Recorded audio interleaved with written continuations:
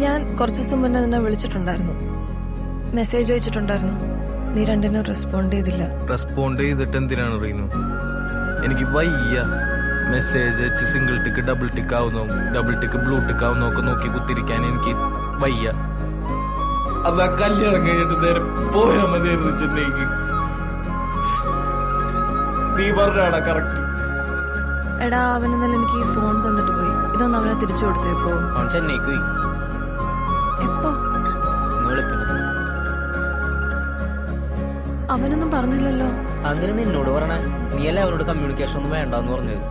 അവൻ നിന്നെ പ്രപ്പോസ് ചെയ്തപ്പോ ഇത് അവന്റെ ആദ്യത്തെ റിജക്ഷൻ ആയിരിക്കില്ല നീ അവന്റെ മുഖത്ത് നോക്കി പറഞ്ഞല്ലേ. എങ്ങനെയാണ് ഇങ്ങനെയൊക്കെ പറയാനുള്ള കോൺഫിഡൻസ് കിട്ടുന്നത്? ഞാനൊക്കെ പറയണ പോലെ അല്ല നീ പറയുമ്പോ. അമലെ, ഞാൻ അവനെ ഹേർട്ട് ചെയ്യാൻ വേണ്ടി പറഞ്ഞതല്ല. എന്നാ അവനത് ഒട്ടും ഹേർട്ടായിട്ടില്ല.